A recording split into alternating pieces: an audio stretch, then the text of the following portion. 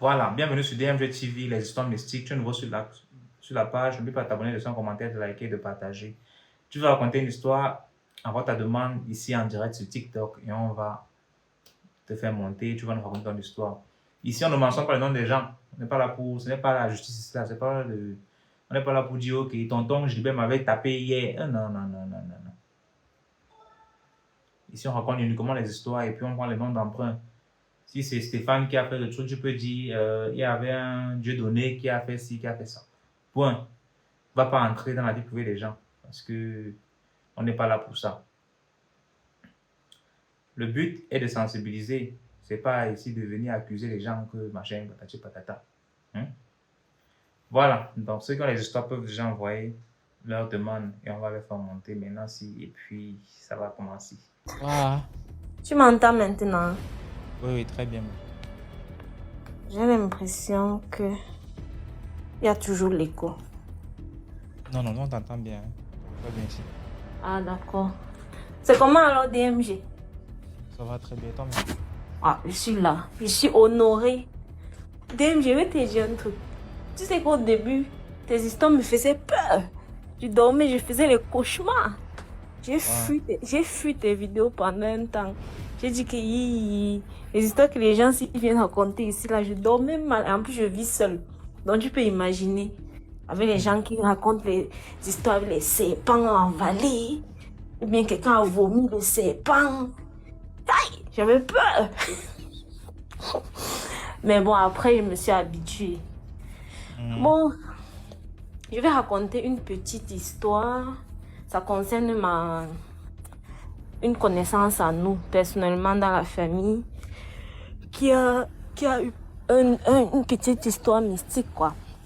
Donc, en fait, il s'agissait d'un tonton à nous qui avait pour habitude, vous voyez, je ne sais pas si les gens, ceux qui vont se retrouver au niveau de deux églises là, à Douala, il y a, comment on les appelle, les gens qui demandent l'argent tout le temps là.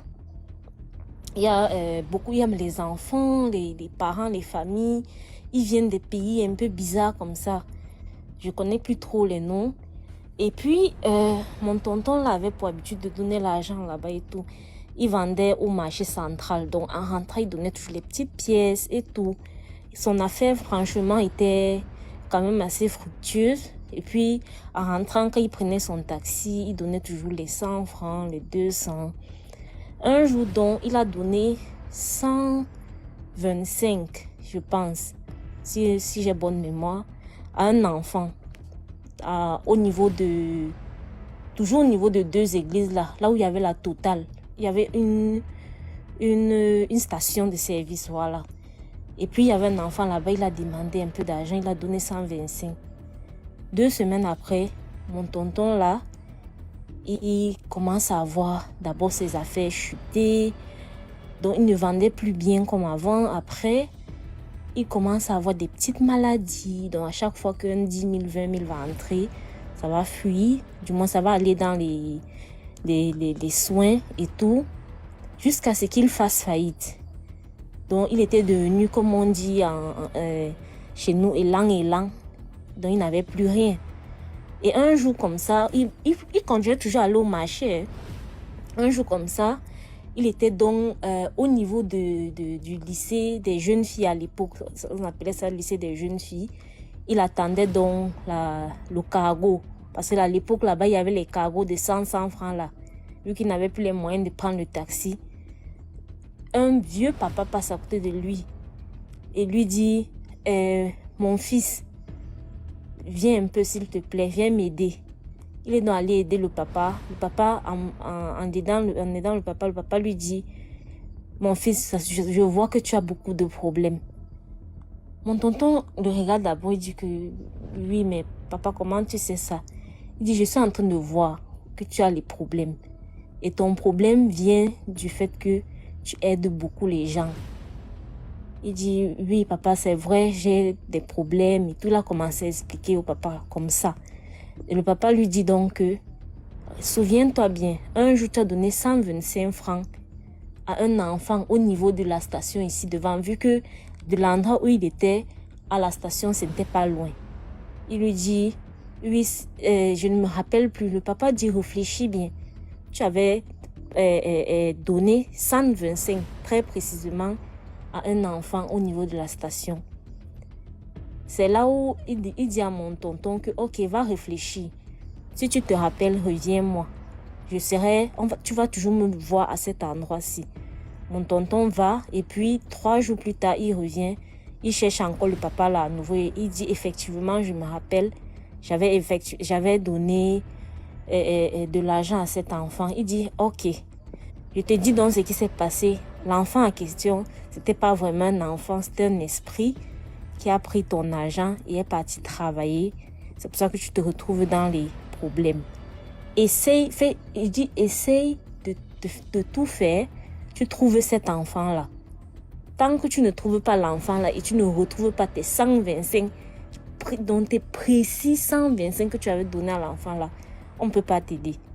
C'est donc comme ça que mon oncle a vraiment beaucoup prié pour que l'enfant-là apparaisse comme ça. Un jour, en marchant à l'école publique, là-bas au niveau du lycée de Dedo, il tamponne l'enfant là, il a donc attrapé l'enfant là pour amener chez le papa. C'est là où le papa lui demande donc pourquoi tu as fait ça et tout. Et apparemment, c'était quelque chose qui passait le temps à faire aux gens. Donc, au passant, tu l'aides comme ça et puis il va prendre ce que tu l'as appris pour l'aider avec. Il va aller travailler dessus. Ça fait que tu n'as plus rien. C'est comme ça que mon tonton là a pu quand même... C'est vrai que ce n'est plus comme avant, mais au moins il savait d'où venait sa chute, tu vois. Donc la morale de l'histoire quand même, c'est très souvent quand on veut donner, même à des gens comme on a l'habitude de faire, d'être en route, il faut d'abord prier dessus. Parce que si on prie dessus quand même, je pense que ça va briser même, ne serait-ce que l'envie de vouloir faire du mal avec l'objet que tu veux aider. Moi c'était ma petite histoire. D'accord, merci beaucoup Beauty Kamer pour l'histoire. Il n'y a pas de quoi. Je montrerai pour d'autres petites histoires comme ça que j'ai vécues dans ma famille et tout. Ok, bye bye. D'accord, merci. On reste dans les commentaires. Super. Et pour aussi ajouter sur son histoire là, j'ai souvent une question que je me pose. Est-ce que en donnant réellement les 100 francs ou 200 ou 500 à quelqu'un qui mendie régulièrement, c'est-à-dire que c'est son activité à lui, qui vient là chaque jour mendier, est-ce que ça peut vraiment l'aider, cette personne-là? Si vous avez les réponses, laissez aussi en commentaire. Parce que moi, si je veux réellement aider quelqu'un qui mendie chaque jour, je ne vais pas, en tout cas, c'est mon point de vue, donner 100 francs ou 200. Je préfère déjà essayer de voir si la personne a un problème mental, essayer de voir si la personne peut faire quelque chose. Parce que c'est ça aussi. Sinon, quelqu'un qui va s'asseoir chaque jour, 24 heures sur 24, à demander 100 francs, 200 chez 50 personnes. Donc, c'est devenu carrément un job. Hein. C'est la magie. Bonsoir. Bonsoir. Comment tu vas? Je vais bien et toi? Très bien, merci. D'accord. En tout cas, je ne serai pas longue, hein, juste pour raconter l'histoire que ma grande sœur m'avait fait part. Bon, D'accord. je ne vais pas être longue. Elle m'a raconté, c'était l'histoire d'une de ses anciennes amies, je peux dire connaissances, camarades. Ils ont fait le lycée ensemble et tout. Maintenant, vous savez qu'après le bac, souvent c'est difficile pour certains élèves et tout de trouver l'emploi et tout. Donc du coup, après le bac, elle ne faisait rien, elle était à la maison et tout. Et ma grande sœur à moi gérait un bar. Et tout le temps, il y avait un papa qui venait, tout le temps, il venait boire, tout le temps. Il était toujours dans une bière, il part au trop 2 bières, il ne durait pas. Mais à chaque fois qu'il venait, il disait à ma grande sœur qui était la serveuse que il avait besoin d'une personne pour garder son enfant parce que où il travaillait, il était vraiment occupé. Après, du coup, avec les multiples problèmes que sa copine racontait, elle essayait de lui parler de ça un jour. Maintenant, après, quand elle lui a parlé de ça, quand elle a laissé son numéro, quand L'homme est revenu, elle lui a remis le numéro de sa copine, donc ma grande sœur. Elle a remis le numéro de sa copine à l'homme en question, ils ont fait un rendez-vous et tout, il a parlé que le salaire était abordable, donc elle s'est même pas plainte.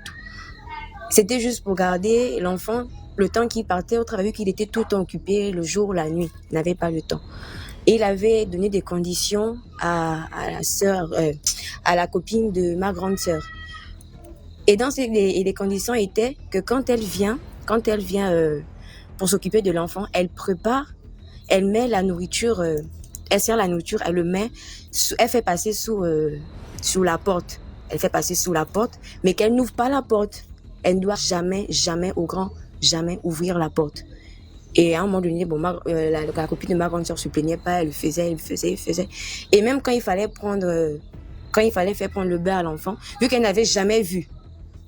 Elle ne l'avait jamais vu. Donc, quand il fallait faire prendre le bain, l'enfant en question partait se cacher. Elle rentrait dans la chambre, elle faisait couler le bain.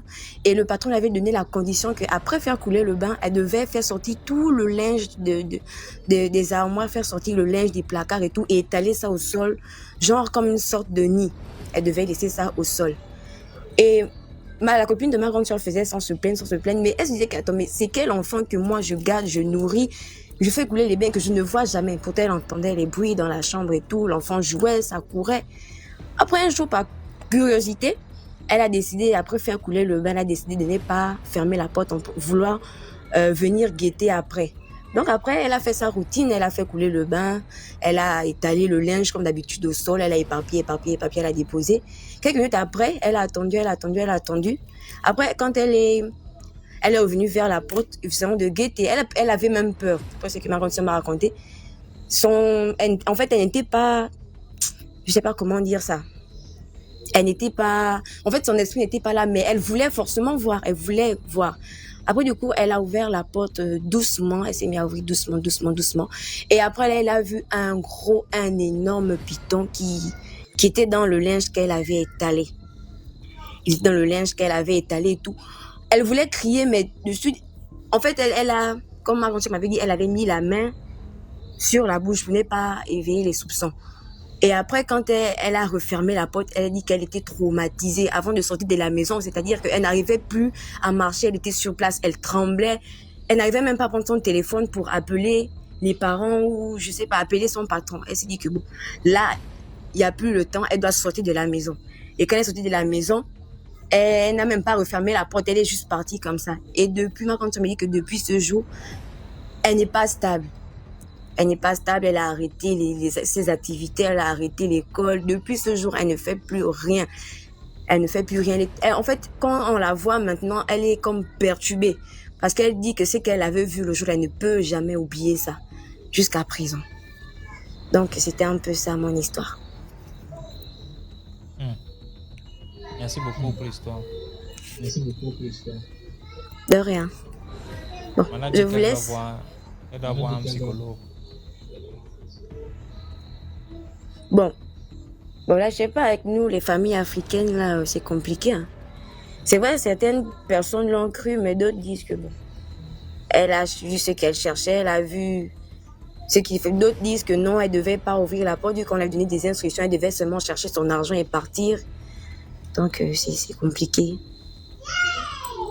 En tout cas, merci pour l'histoire. Hey Papillon, bonsoir. Bonsoir DMG. Bonsoir la team. Ouais, Dieu fait grâce, ça va. Ça va maintenant. Voilà, DMG, bon. J'ai deux petites histoires. Tu sais que moi, mes histoires sont pas longues. Hein. Donc, ok. Bon, je te raconte la première. Je vais l'intituler le parfum magique.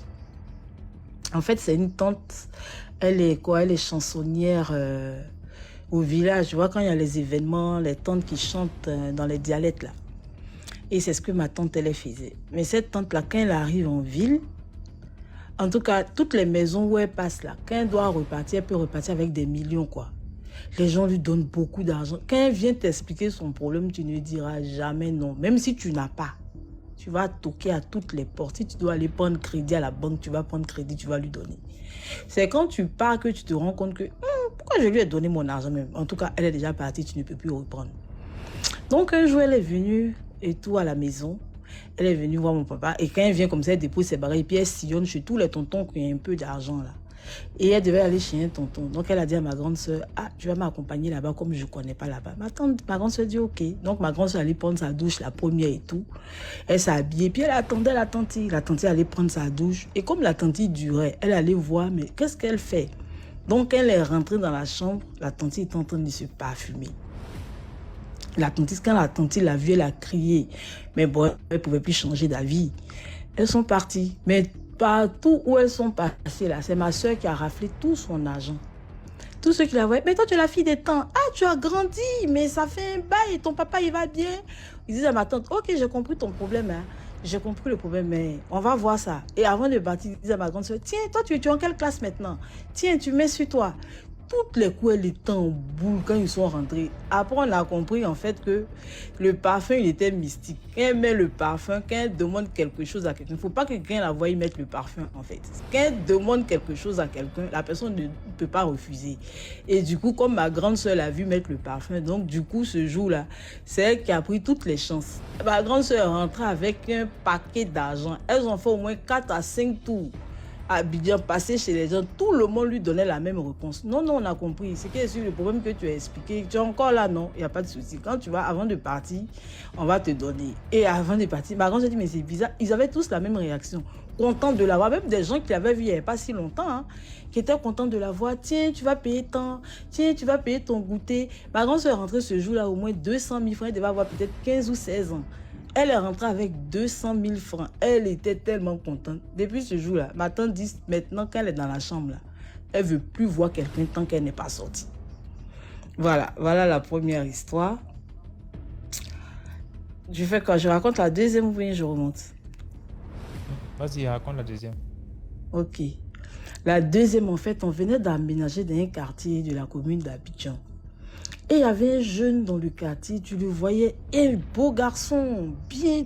En tout cas, il y avait des jours avec, il y avait des jours sans. Mais les jours où tu le vois, quand il est dans ses bons jours, il est beau, il veut discuter, il avait des... En tout cas, son langage était cohérent, tout et tout. Mais il y a des fois où tu le vois, quand tu lui dis bonjour, il est bizarre, on dirait quelqu'un qui n'est pas trop normal. Donc, j'étais avec une fois des amis, j'ai dit, mais le gars là, il a quoi? Il a quel problème? Il est fou ou quoi? Et mon ami me fait, ah, toi, tu viens d'arriver. Ah ouais, vous venez d'arriver dans le quartier et tout. Tu n'as pas appris l'histoire du gars. J'ai dit non. On dit, ah, une fois, le gars, ils sont allés faire un show avec des amis. Et quand ils sont allés faire les shows, en fait, eux, les parents étaient au campement. Ils avaient des plantations. Donc, du coup, la maison était pour les jeunes. Les parents venaient une fois dans le mois, souvent même 2-3 mois après, les parents venaient. Donc, du coup, eux, ils avaient la maison pour eux. Et surtout qu'il y avait les sous et tout. Les parents laissaient les conditions avant de partir. Donc, lui, ils sont partis dans un show. Ils ont croisé une go. Il a fait rentrer la fille. Ils sont restés pendant une semaine.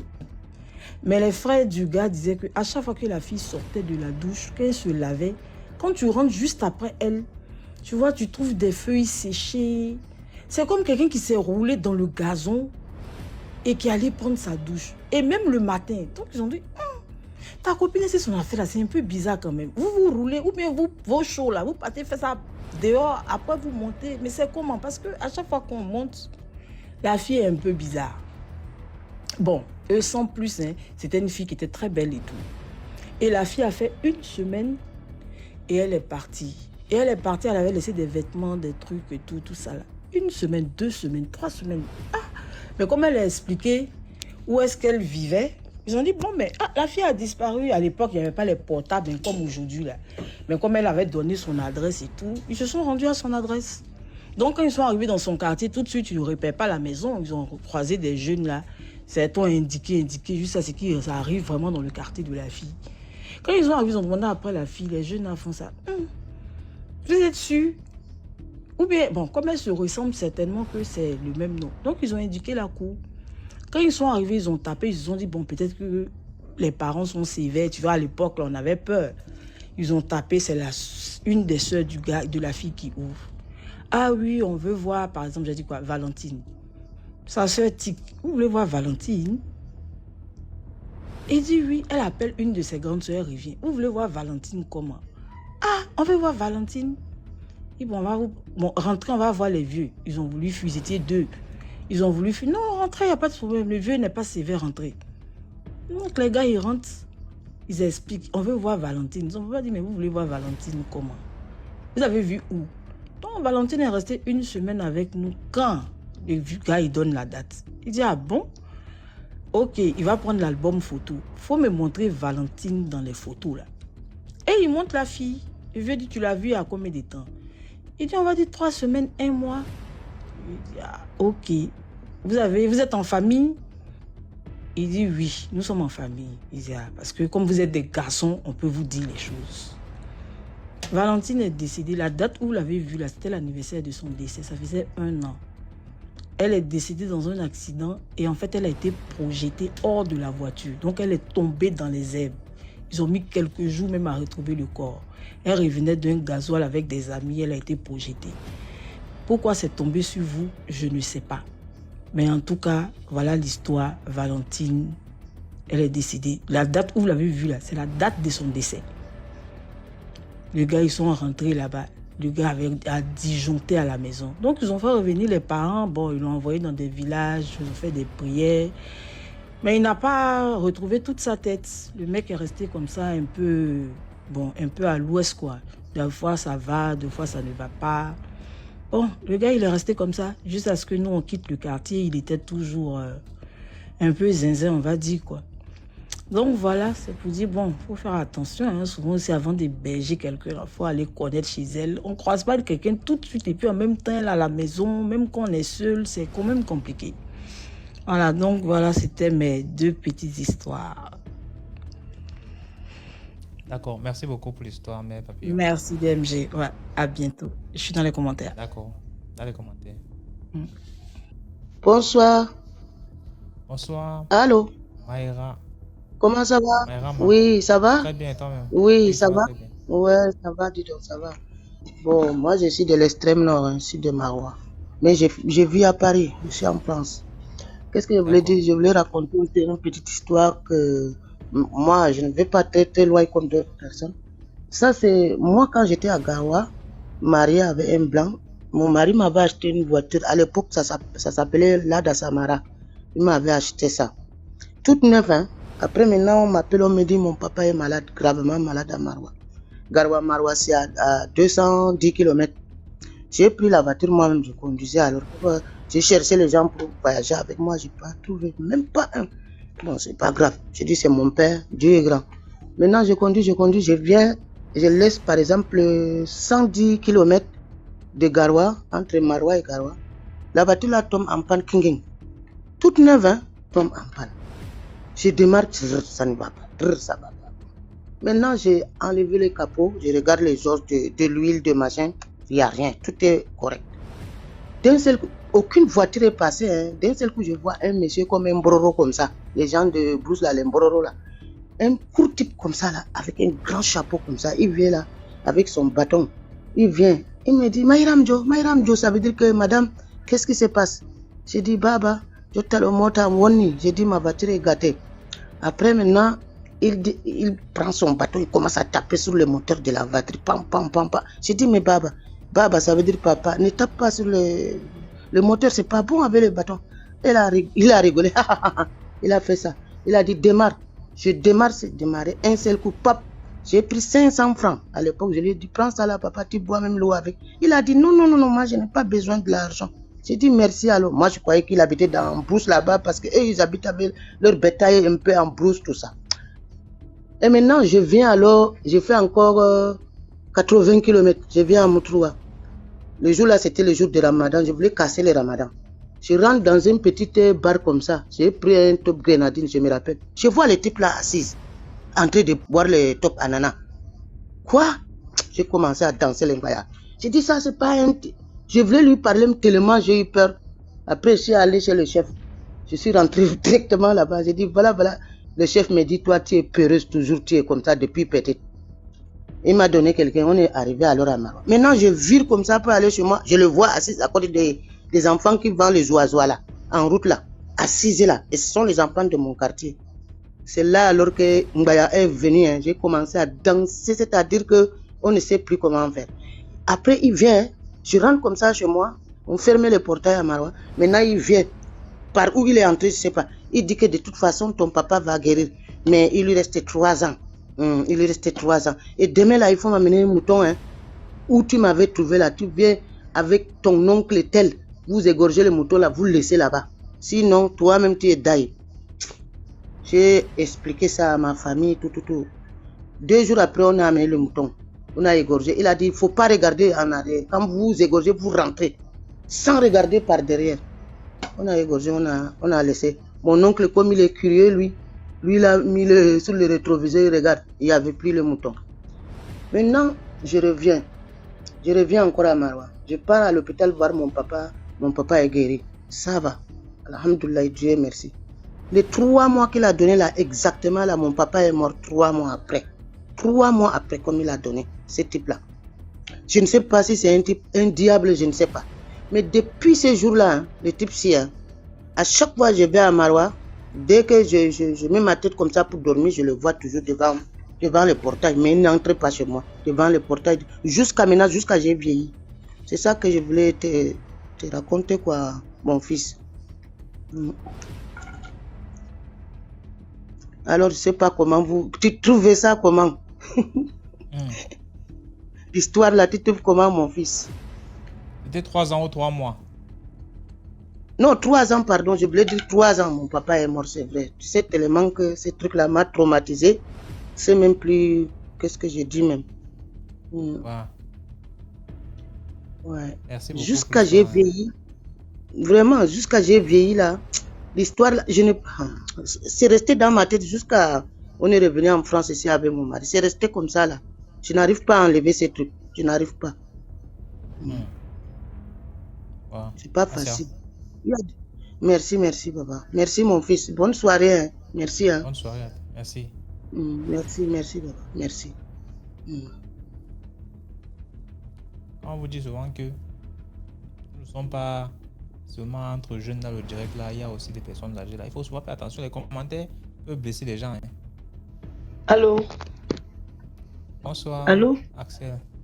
Bonsoir, DMG.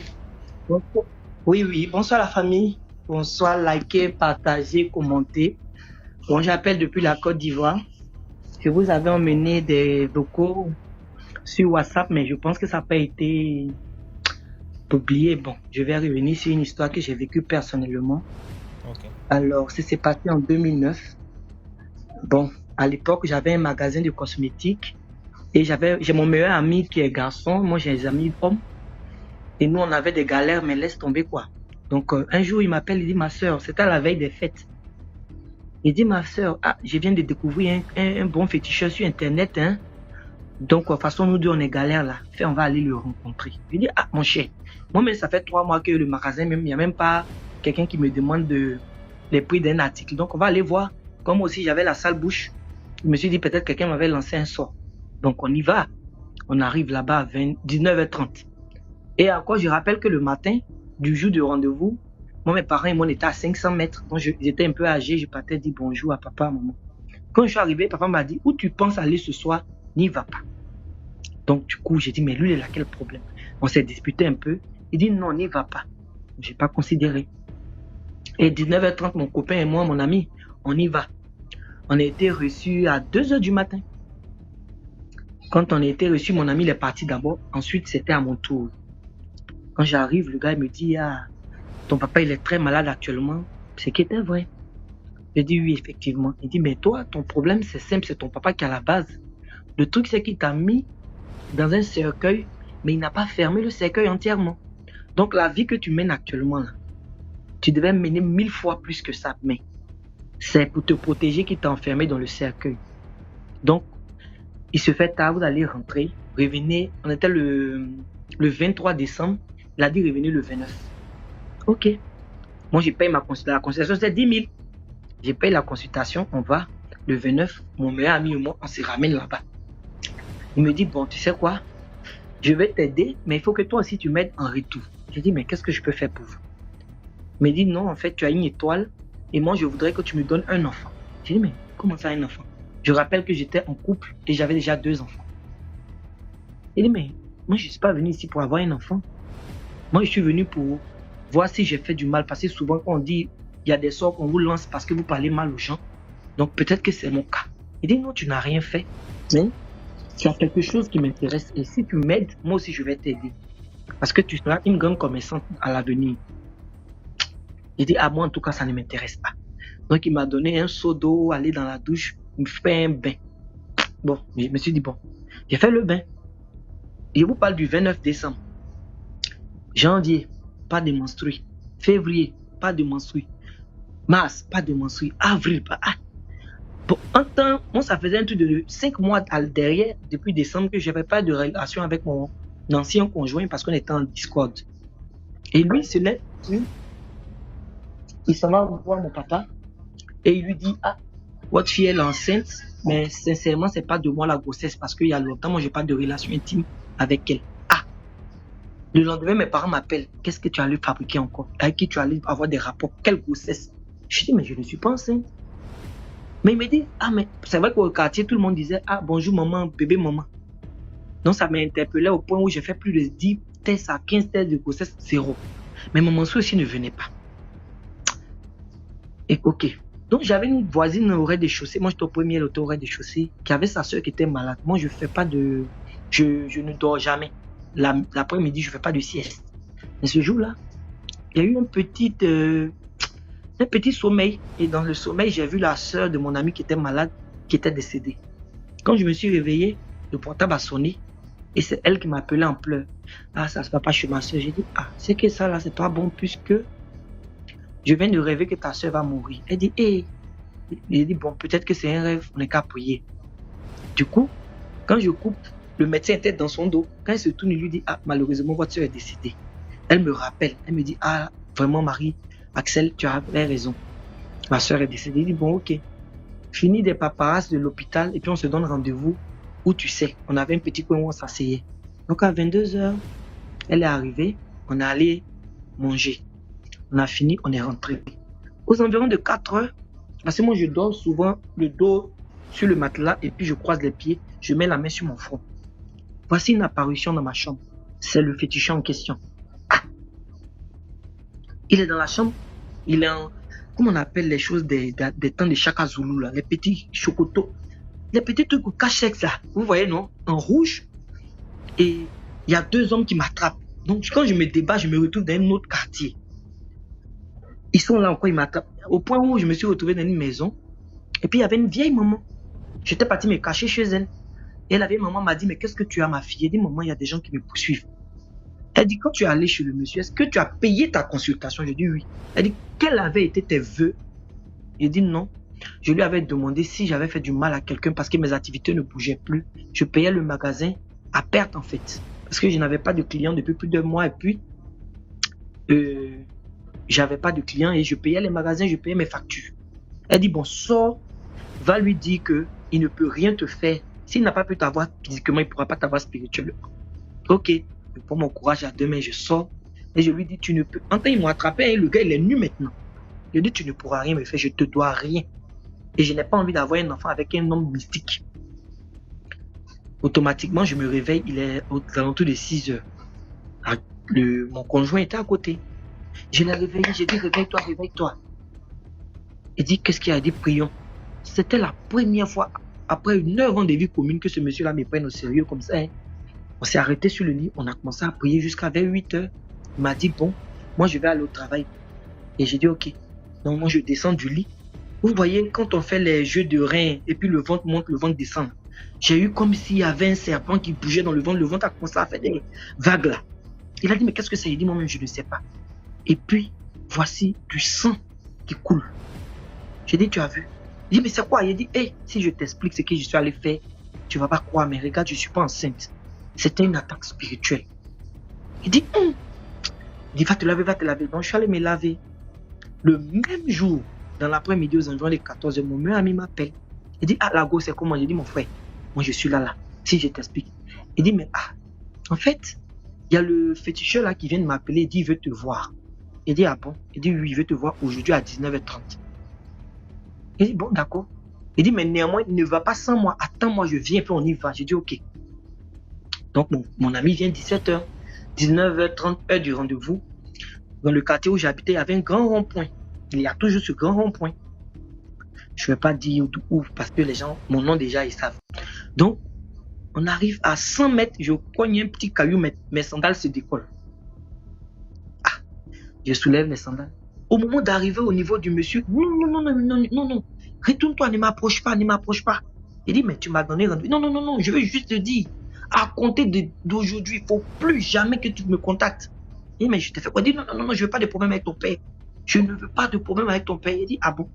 Vous te connaissez mon papa? Il dit, non, c'est qu'est-ce que moi je viens de te dire. Je t'ai laissé en paix, laisse-moi en paix, laissez-moi en paix, je ne veux pas de problème. Et il a pris sa voiture, il a démarré, il est parti. Dans la minute qui a suivi, mon papa m'appelle. Axel, tu es où? J'ai dit, moi je suis au rond-point, il dit, je vais te voir. Actuellement même, je suis devant la terrasse, je t'attends, viens vite. Puisque je ne suis pas loin de mes parents, comme je disais, j'arrive, il me fait asseoir. Il dit, je t'avais prévenu de ne pas mettre tes pieds où tu es parti. J'ai réglé le problème, que ce soit la dernière fois. Tu n'as pas besoin d'aller voir quelqu'un pour régler tes problèmes. Le moment venu, là, tout va se mettre en place. Il dit, ah, ok. Il dit, je t'ai dit, hein, parce que tu ne sais pas d'où je suis parti t'enlever, que ce soit la première ou la dernière fois. Bon, comme quoi, moi, j'ai pas de... L'histoire se termine là, hein. Pour le féticheur, il y en a plein d'autres, puisque je t'ai envoyé 3 histoires via WhatsApp. Mais ce que je pourrais dire, c'est que, bon, je sais pas pourquoi il a voulu me faire un enfant, en fait. J'ai pas compris. Bon, j'ai pas compris. Je n'ai même pas de morale à ça. Moi, tout ce que j'ai fait maintenant, c'est attention. J'ai attention, il faut mieux aller à toi prier et puis faire confiance à Dieu. Mais ces gens de personnes-là, vous voyez comment ça a failli tourner au vinaigre et failli perdre. Non seulement, bon, le foyer n'est plus d'actualité, mais j'ai dit à l'époque, c'était comme si c'était... Mes parents étaient découragés, ils ont cru que j'avais trompé le père de mes enfants, alors que c'était pas ça. Donc, c'était ma petite histoire. Et puis, vraiment liker, partager, que Dieu donne la longue vie à DMG. Merci de nous édifier. Bonne soirée, bon week-end à vous. Bye bye. Merci beaucoup, Axel, pour l'histoire. Hello DMG. Allô, bonsoir Rose. Je ne sais pas si tu me suis, parce Oui, que ça très bien. bloque un peu de mon côté là. Ouais, je te suis bien. D'accord. Je vais te raconter une histoire qu'on m'a aussi racontée cette semaine, mais je me dis ça va édifier les jeunes qui sont dans le live. Tout ce qui brille n'est pas or. Donc vraiment, moi, c'est la morale de l'histoire. C'est que tout ce qui brille n'est pas or.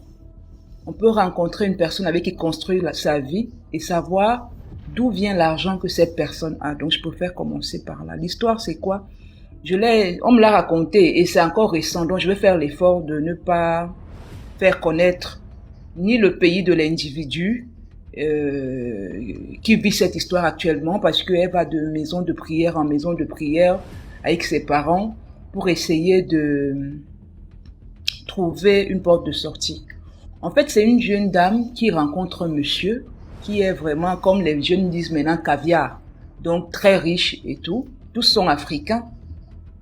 Le monsieur l'épouse, il la gâte énormément. Il la gâte, mais énormément. Elle fait une première fausse couche. Tout le monde essaye de la consoler. On lui dit, voilà, c'est des choses qui arrivent. Donc, ça peut arriver. Ça montre au moins ce que tu peux concevoir. Ne perds pas espoir, ça va aller. DMG, une deuxième fausse couche, une troisième fausse couche. Donc, ces gens, 1 an après, c'est ainsi de suite. Et elle se dit fort heureusement, son mari ne prend pas mal. Tu sais qu'en Afrique, lorsque la femme n'arrive pas à accoucher, elle commence à avoir peur, quoi, pour la stabilité de son couple. Mais son mari lui dit non, ça va aller, ça va aller. Il la réconforte énormément. Parfois même, il l'amène à l'étranger quand ça arrive comme ça et tout. Selon elle, c'est ce qu'elle pensait, pour qu'elle essaye comment on dit ça, évacuer le trauma elle aurait reçu. Et puis un jour, après un de leurs voyages, justement, dans la nuit, le mari lui dit, écoute, maintenant je pense que je peux te dire l'origine de ma fortune, mais n'aie crainte, ça va aller, parce que toi et moi, on est mariés, donc on est une personne. Ce que j'ai fait, ça veut dire que toi aussi tu l'as fait, on est maintenant une seule personne. Le mariage, c'est un pacte. Quand nous signons un acte de mariage, chacun le signe. Donc, ça veut dire vraiment, on est une personne. Ma femme, tu n'auras rien, n'aie pas peur, tu n'auras rien, tu n'auras qu'à suivre les instructions qu'on va te donner, tu le fais sans crainte. Tu es ma femme, rien ne va t'arriver parce que tu es avec moi, n'aie pas peur. La fille dit, ok, il n'y a pas de souci. Elle ne comprend pas, quoi. Il lui dit, ok, voilà l'histoire, c'est quoi? C'est que ma mère va te présenter un jeune homme, tu vas coucher avec ce jeune homme-là. Donc la mère du monsieur, tu vas coucher avec ce jeune homme-là. À un moment, ma mère prendra le sperme que tu auras donné ce jeune homme, introduit ce jeune homme. Elle va te l'asperger sur le ventre et tout. C'est des rituels, hein. C'est vraiment tout ce qui est de plus anodin. Tu sais, tous les couples là dehors font leurs choses pour maintenir leur vie. Voilà. Et puis n'aie pas peur. Ma mère, c'est ta belle-mère. Donc quelque part, c'est ta maman. N'aie pas peur. La fille dit quoi? Jamais de la vie. L'autre là, vraiment, je ne peux pas. Le gars essaie de la m'adouer. Il me dit, mais il te manque quoi? Tu ne m'as jamais rien dit. Elle lui dit que vraiment, l'acte de mariage que je signais avec toi, ce n'était pas pour ce genre de choses. Malheureusement, elle n'en parle pas à sa famille. Donc, elle garde. Vous savez, parfois dans le couple, on vit des choses, on ne veut pas, avec la honte et tout, on ne veut pas encore partager. Surtout en Afrique où parfois tout est mal interprété, tout est mal compris. Donc, elle garde ça pour elle.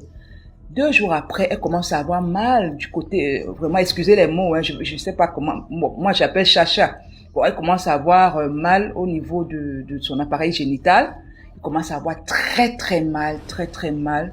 Elle va faire sa toilette, 2 vers de terre sortent de son appareil génital. Dépassé, parce que son mari n'était pas à la maison, mais elle a très très mal au ventre. Elle appelle un taxi, le taxi l'amène à l'hôpital. Et justement, là-bas, encore à l'hôpital, le gynéco essaie de voir et tout. Et lui aussi retire encore d'autres. Mais je vous dis pas les asticots, mais les vers de terre. Ah, ça, le monsieur lui dit que ça, là, j'ai souvent vu des choses, mais l'autre, si ce n'est pas le médecin, il lui dit vraiment, ça, là, ce n'est plus à mon niveau et tout, je comprends pas. Au lieu qu'elle en parle à sa mère qui était encore vivante ou à ses parents, madame revient encore dans cette maison. Comme si on avait mangé sa tête. Quand son mari revient le soir, il lui demande c'est comment, elle dit que moi elle a trop mal. Elle lui explique, hein. Le gars lui dit que mais moi je te parle, tu ne m'écoutes pas. Tu ne m'écoutes pas, tu veux seulement souffrir. Pourquoi tu veux seulement souffrir et tout, ça va bien. Et je t'ai dit ce n'est qu'un rituel, hein, ça va passer et tout. Bref, quand le gars voit comment sa femme là ne fait que se tordre de douleur, il appelle sa mère et sa mère vient avec un jeune. On dit moins de 20 ans, à ce que la personne qui m'a raconté l'histoire aussi dit. Et la mère ordonne au jeune de coucher sa belle-fille. Mais, en fait, vraiment, je vais utiliser quel mot? Par derrière. Parce qu'il ne faut pas qu'on bloque ton live, en fait. Donc, quand je dis par derrière, j'espère que les gens comprennent. Elle dit que, bon, elle ne peut pas se débattre contre 3 personnes. Son mari est là, le jeune homme est là, sa belle-mère est là. Donc, vraiment, c'était cuit pour elle. Le gars a fait tout ce qu'il a voulu faire et tout. Voilà. Il a laissé sa semence. Sa belle-mère a pris cela. Elle a fait comme son mari lui avait dit. Elle a appliqué ça sur le ventre de la fille. La douleur qu'elle avait donc, tu vois, la douleur qu'elle ressentait, parce que déjà son ventre aussi gonflait. Avec son appareil génital, ça gonflait. Donc cette douleur, dès qu'elle a eu à faire ça, ça a baissé. Le jeune homme est reparti. Où il venait d'où? Elle a dit qu'elle ne sait pas. La grand-mère, sa belle-mère est repartie avec le jeune homme. Alors quand elle repart avec le jeune homme, son mari lui dit, est-ce que tu as encore mal? Et tout. Et vraiment, elle n'avait plus mal. Mais psychologiquement, parce que ça, c'est vraiment du surnaturel que ta propre belle-mère et tout ce qu'elle a d'abord vécu. Elle dit qu'elle est restée là. Bon, elle était déjà triste dans la maison, mais elle n'en parlait pas. À un moment, elle a pris son courage. Elle est partie dire à ses parents que voilà ce que j'ai vécu, voilà ce que j'ai vécu et tout. Sa mère lui dit, mais nous, tes parents encore vivants, dès qu'ils t'ont même fait la demande de ce genre de choses, c'est le même jour qu'il fallait nous en informer, parce que peut-être là maintenant tu allais tellement loin dans leur pratique que vraiment je ne sais pas. DMG, dès qu'elle a raconté ça à ses parents, justement, elle a recommencé alors à faire sortir les vers de terre. Il semble que ces jours-ci, c'est seulement ça et tout et tout. On l'amène maintenant de prière en prière et de prière en prière. Voilà, c'est ce que ça m'a tellement choqué. La dernière fois que quand je te disais que j'avais une deuxième histoire, c'était cette histoire-là. Malheureusement, on est arrivé à la fin du live. Donc vraiment, à nos jeunes sœurs, c'est vrai la vie. Mais tout ce qui brille n'est pas. Vous trouvez déjà, si vous ne connaissez pas l'origine de sa richesse, franchement, les histoires de hommes d'affaires qui ont vendu l'arachide, la graine d'arachide à 1 milliard, là, vraiment, il faut être bête pour croire en ce genre de choses. C'est la première histoire que je voulais raconter. Bon, s'il y a encore du temps, parce qu'il ne faut pas que j'ai une deuxième, mais peut-être si on a le temps, je remonterai en fait. D'accord, merci beaucoup, Rose.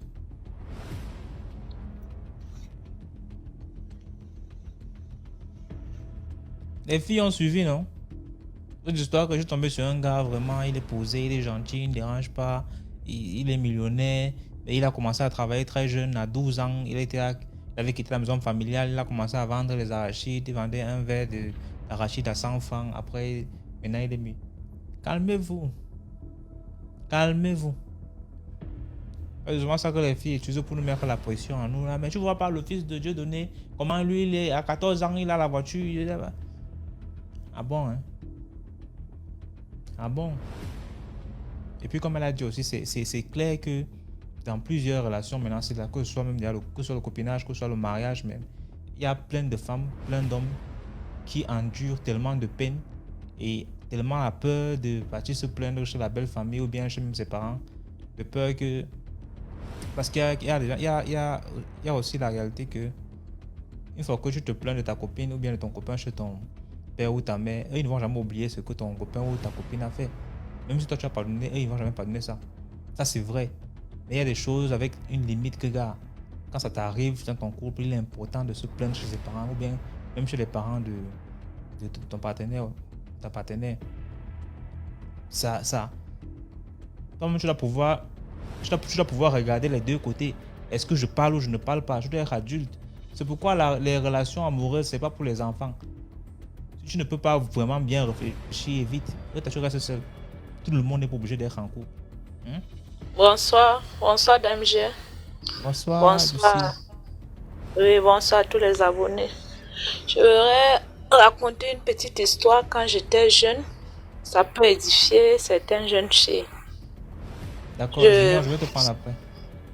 J'étais en concubinage avec mon petit ami. Dans l'enfance, il m'a enceintée, je suis allée vivre avec lui.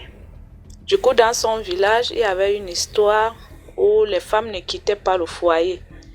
Si tu as des problèmes avec ton ami, ton mari, tu ne dois pas emballer, chercher à fuir ou tu veux aller chez tes parents. Non. Quand tu le fais, il y avait une panthère qui t'attendait au bosquet. Si tu acceptes ou tu veux nier, tu veux voir avec tes propres yeux, tu devais rencontrer l'animal là, puis il te faisait peur, tu revenais. Du coup, je ne croyais pas à cette histoire, mais je l'avais entendue. Un jour, j'étais très en colère, je voulais fuir, je voulais aller chez ma mère. Ma mère n'était pas très loin de là où j'étais en mariage. Ce matin, au petit matin, vers 4h35, quand je me lève, j'ouvre la porte. J'étais enceinte du deuxième enfant, enceinte de 4 mois. J'ai trouvé une flamme devant la porte. C'était sur un arbre. Vous voyez là où les branches se divisent, c'est là où il y avait une flamme. On dirait que les gens activaient même le feu, les étincelles. J'ai eu peur. Je suis rentrée à l'intérieur, j'ai refermé la porte. Le matin, le jour se lève, je suis allée voir mon beau grand-père, je lui ai expliqué. Il dit voilà ce que j'ai vu ce petit matin devant la porte. Il me dit pourquoi tu as ouvert la porte. J'ai dit je voulais me soulager. Il me dit non, tu ne voulais pas te soulager. Il ne faut plus jamais essayer un autre jour ce que tu as fait. Tu as compris? J'ai dit j'ai compris. Quand j'ouvre la cuisine, je commence à faire le petit déjeuner et je faisais mon petit commerce au village, faire les beignets bouillis haricots le matin. Je vois une grand-mère venir avec le bâton. Elle est arrivée, elle me dit, ma petite fille, bonjour. J'ai dit bonjour. Elle me demande, tu vas bien? Je dis oui. Elle me dit, ça fait longtemps que je n'ai pas mangé la viande. Donc, si tu peux me donner un peu de viande. Je lui ai dit, maman, ici à la maison, il n'y a pas la viande. Mais je vais te trouver 500. Tu pourras trouver là où les femmes vendent la viande au village. Tu vas manger. Elle me dit merci. Je suis rentrée dans ma cuisine, j'ai pris le bifaka, la sardine fumée. J'ai emballé, je lui ai donné un morceau de savon, un peu de sel. Elle me dit, que Dieu te protège. Ta main t'a sauvé, ton cœur t'a sauvé. Tu as compris? J'ai dit oui, grand-mère. Je lui demande, ça m'a sauvé, est-ce que je suis malade? À l'époque, j'étais encore très jeune, je ne savais même pas ce qui se passait. Elle me dit, ta main t'a sauvé, ton cœur t'a sauvé. Tu as compris? J'ai dit oui, maman. Elle est partie. Quand elle est partie, je rappelle mon petit beau-frère, je lui explique. Il me dit, une grand-mère qui habite à 3 km d'ici est venue me voir, me demander des choses et elle s'est assise à l'entrée de la porte. Elle n'est pas rentrée. Elle me posait des questions, elle m'a demandé des choses, je lui ai donné. Mais je ne comprends pas. Je voulais même lui expliquer que j'ai vu la flamme le matin devant la porte. Il me dit, mais il ne fallait pas lui dire ça. Tu sais que c'est qui? Tu connais cette grand-mère? Je dis non. Mais elle m'a dit qu'elle habite à 3 km d'ici. J'ai dit d'accord. Il me dit d'accord. Il ne faut plus raconter ça à quelqu'un. Si tu as déjà dit au grand-père, c'est bon. Quand mon mari est arrivé, je lui ai expliqué. C'est là où il revient encore dans l'histoire. Il me dit, dans ce village, l'interdit ici, il y a l'interdiction dans ce village.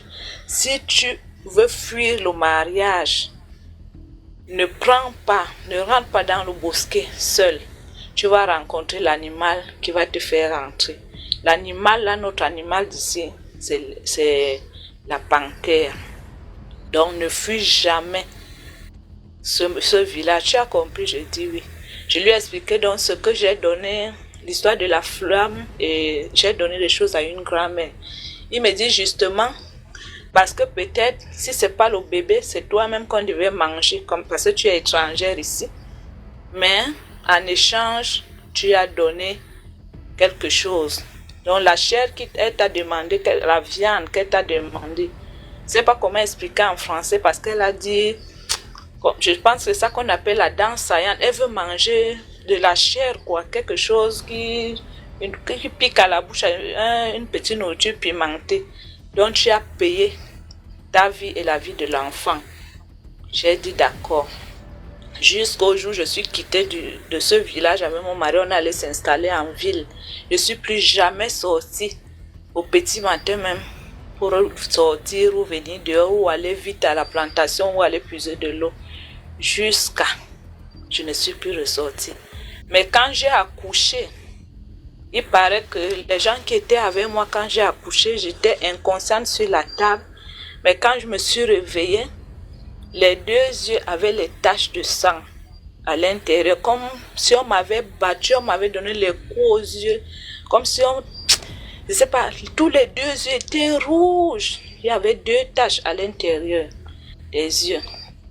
La même maman est revenue passer là où j'étais. Je suis allée me reposer chez ma maman, faire l'eau chaude. Elle m'a dit, ta main t'a sauvé, ton cœur t'a sauvé. Tu as compris? J'ai dit, ma petite fille, ne change jamais. Il faut toujours donner, il faut toujours recevoir n'importe qui. Tu ne sais pas qui est venu te sauver ou bien la personne qui est venue t'achever. Mais ce qui est sûr, la bonne personne va t'apporter le bonheur, mais la mauvaise viendra t'achever. Mais tu sauras faire la différence entre les deux. C'est là où j'ai trouvé que cette histoire était une histoire vraiment compliquée, que j'ai risqué ma vie, même la vie du bébé que je portais. Donc, pour un petit conseil, parfois quand tu vas dans un village ou bien une ville ou un quartier, si on te dit ne fais jamais ça, faut pas désobéir. Tu ne sais pas pourquoi on te dit ça et il faut toujours avoir la main, de partager. Tu pourras payer ta tête ou sauver un membre de ta famille à cause du partage. C'est la petite histoire que je voulais partager avec vous. Merci beaucoup, Lucie. Merci. Bonne soirée. Bonne soirée à toi aussi. Les histoires de village, là, surtout quand tu pars dans le village de quelqu'un, il faut faire l'effort de respecter toutes les consignes. C'est comme ça que j'ai appris une histoire comme ça. Une maman qui devait quitter son village pour arriver en ville. À l'époque, pour avoir les motos, c'était les problèmes.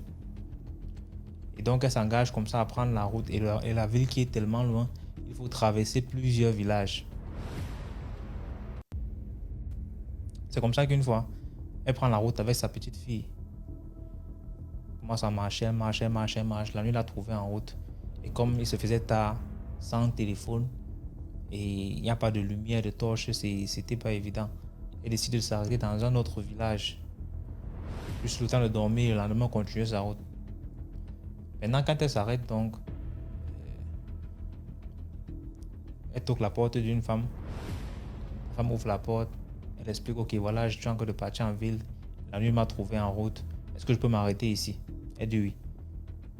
Elle part donc dans la chambre où elle va se coucher. Sauf qu'elle lui fait comprendre que si tu entends les bruits dehors ou dedans, ne te gêne pas de... C'est normal. C'est comme ça que ça passe ici là chaque soir. Elle a dit ok. Elle est partie se coucher avec sa petite fille. Après un temps, elle se rend compte que vers 23h minuit, elle se rend compte qu'il y a une présence sur le lit. C'est un peu comme si c'était un singe, tellement avec beaucoup de cheveux, beaucoup de poils en fait. Elle n'a même pas bronché, elle n'a pas dit un mot. Son cœur a failli s'arrêter, mais elle a seulement serré son enfant fort sur son corps, sur sa poitrine, autant pour moi. Et c'est comme ça que le matin, elle n'a pas pu dormir encore. Le matin, elle se rend compte qu'il n'y a plus personne dans la chambre. Et le matin, elle explique donc à celle qui l'hébergeait vient donc se plaindre elle nous demandait que est-ce que tu n'as rien ressenti la nuit? Elle dit si, j'ai senti qu'il y avait beaucoup de cheveux, beaucoup de poils sur le lit et tout ça là avec une présence. Elle dit ok, si tu es encore en vie, c'est bien. Ça veut dire que tu n'as pas de mauvais esprit ou bien tu n'as pas la sorcellerie dans le corps. Parce que celui qui est venu, c'est le plus grand sorcier du village. Et généralement, quand les étrangers arrivent ici, ils passent dans leur chambre pour tester s'ils sont sorciers ou pas. Donc si tu étais sorcière, il t'aurait tué. C'est pour ça que le lendemain, elle a continué sa route. Donc imagine un peu, ça t'arrive à toi. Tu es coincé, peut-être que tu es parti faire la fête quelque part et il a tellement plu, tu ne peux pas rentrer, tu dois dormir chez un ami ou bien chez une amie. Et après, pendant que tu dors, tu te rends compte qu'il y a une présence lourde sur toi. Pas que tu es endormi même. Quand tu te réveilles, tu sens carrément dans le noir, tu sens carrément qu'il y a une présence lourde sur toi. Tu vas faire comment? Tu commences par où? Tu commences à pleurer en anglais ou en français? Bonsoir. Salut quoi, chef? Ça va et toi? Depuis il y a temps là. Ouais, nous tous on attend, pardon. Excusez-moi seulement. Ah non, c'est bon. Bon, j'ai une courte histoire qui m'est arrivée hier que je voulais partager avec la famille BM. Ok. Hier, aux environs de minuit, parce que moi je travaille de nuit, je suis en Italie. Il y a un numéro. Bon, c'est une fille qui est posée, elle dit TikTok. Elle m'a écrit tout ça. Après, elle a demandé mon numéro. Hier, comment dire ça? Les vidéos, bon, je ne vais pas en couple le live. Les vidéos nues, quoi. Ça, elle m'envoie les vidéos. Elle m'appelle, elle me demande quelle est la photo de mon sexe. Après, je lui demande, tu veux la photo de mon sexe? Pourquoi? Ça va te servir à quoi? Pendant 10 heures de temps, depuis minuit jusqu'à 8 heures, C'est ça, il voulait m'appeler, je l'ai bloqué, changé de numéro. Bon, Et j'espère que l'histoire là est mystique, hein. oui, c'est mystique, c'est mystique. Ok. C'est après, bon, la fille, c'est une Italienne, en fait. Elle vit à Rome, moi, je suis un peu distant d'elle.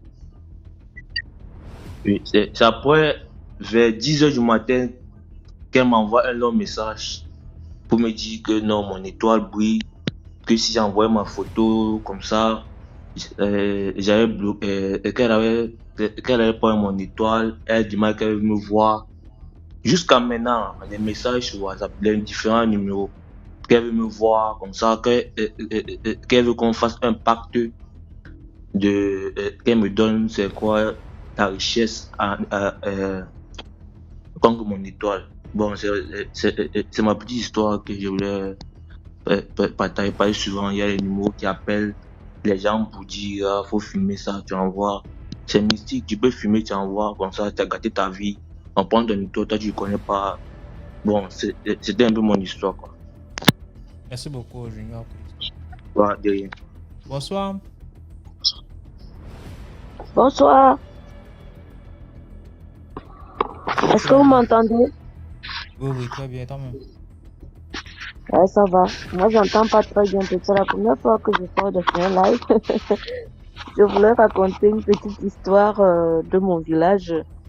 Alors, je suis en France en ce moment, mais j'ai vécu longtemps au Cameroun, à Douala. Et on avait un oncle qui vivait avec nous, parce qu'on est du centre. Donc, on avait un oncle qui venait du village que mon père avait fait venir. Donc, il vivait avec nous tranquille à la maison. Donc, vraiment très sympa, gentil, vraiment l'oncle adoré, quoi. Et après, finalement, mon père construit, ma mère va au village tout le temps, elle va construire la maison. Donc, il y a déjà une maison au village. Et entre temps, au village, là-bas, j'avais un grand-père qui avait, bref, on ne connaissait pas son âge. Il était aveugle, il était vieux. Des fois, on disait 100, des fois, on disait 150 ans. Donc, franchement, c'était une énigme. Donc, mon oncle, on décide donc, va vivre au village maintenant, comme il y a déjà la maison et tout. Au moins, tu peux faire tes plantations, nanana. Alors, mon oncle, il va au village. Il va, c'est lui qui est là-bas. Et ma mère, je vais pas être très long parce que sinon, ça va être... Ma mère allait donc de temps en temps et tout. Et généralement, mon grand-père de 150 ans, là, je connais pas son âge, hein, il disait toujours à ma mère, écoute Doro, on appelle ma mère Doro, écoute Doro, si tu n'as rien dans le ventre, ne te dérange pas, dors tranquille. Ma mère n'a rien dans le ventre, elle allait faire ses choses. Finalement, donc, une fois, elle arrive au village, mon oncle était déjà installé. Et mon grand-père, là, l'appelle, il lui dit, Adoro, je vais parler un peu en Néondo, je vais expliquer. Adoro, Karni Abba, dites à Abba, mon oncle là s'appelle Abba. Dites-lui qu'il est très virulent là dehors. Ma mère dit, mais virulent comment? Il dit, il est virulent. Dites-lui de se calmer. Ma mère ne comprend rien. Ma mère dit à mon oncle que, mais voilà, Anyang Naï dit de te calmer, tu es virulent dehors, qu'est-ce qui se passe?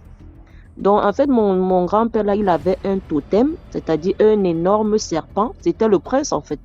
Il avait un énorme serpent qui entourait toute la maison et tout. Ben, nous, des fois qu'on allait en vacances, le serpent arrive, on commence à courir. Le serpent dit non, il ne vous fera rien. Bon, quand je dis grand-père, c'était un oncle de mon père, en fait. C'était pas vraiment mon grand-père direct, mais c'était un oncle de mon père. Donc, voilà comme ça que Nyangna dit qu'à foutez-moi la paix. En fait, quand Nyangna arrive au village, quand Abba, mon oncle, arrive au village, la sorcellerie qu'il avait cachée qu'on était à Douala, il a tout remis sur la table. Il a donc commencé à provoquer le grand-père et tous les autres sorciers du village, la catastrophe totale. Donc, une fois, Nyangna là, il a beaucoup accusé. Après, il a dit finalement, quand il va lui arriver quelque chose, ne viennez pas dire après que c'est moi, parce que j'ai averti. Mon oncle continue à les emmerder et tout. Alors un jour, mon oncle rentre tu sais, les villageois, quand ils vont, on appelle la route où ils vont boire les bières et tout. Donc, ils rentrent toujours tard dans les bosquets, ils marchent seuls, ils n'ont pas peur. Alors, mon oncle, là, il rentre tout seul, il était peut-être 1 ou 2 heures du matin. Il rentre, pendant qu'il marche dans le bosquet, il entend quelqu'un marcher derrière lui avec une canne, c'est-à-dire la canne faisait toum. Il avance, il demande, mais qui est là? La personne répond toum, il continue d'avancer, toum derrière lui. Et mon grand-père, là, effectivement, avait une canne. Aveugle, hein? Il montait sur les cocotiers de 2 mètres de hauteur. Toum, toum, le gars marche, il arrive à la maison. La canne le suit jusque dans la chambre. La canne l'a suivi. Mon oncle est tombé malade. Il a commencé à dire, si je meurs, c'est Abba, c'est Nyangna, c'est mon grand-père là et tout. C'est Nyangna. Ma mère lui a dit que Nyangna t'avait prévenu, non? Il est mort, hein? Il est mort. Mon grand-père là l'a fini, quoi. Donc, et mon grand-père encore resté longtemps vivant, peut-être même 15 ans après, hein, il est mort lui aussi, finalement. Donc voilà ma petite histoire. La famille là, c'est les nerfs de la famille, hein? Non, c'est là-bas les avions, comment on dit, atterrissent et ravagent un champ de plantains de 3 hectares, hein, quand ça a craché. Donc c'est compliqué là-bas. Mais bon, ça va beaucoup mieux parce que mon père disait à l'époque, au moins il y avait 50 personnes qui disparaissaient en une semaine. Et lui, ses parents ont fui avec eux, ils sont allés plus loin. C'est après, bon, ça s'est beaucoup plus calmé maintenant. Ouais. D'accord, merci beaucoup pour l'histoire. Voilà.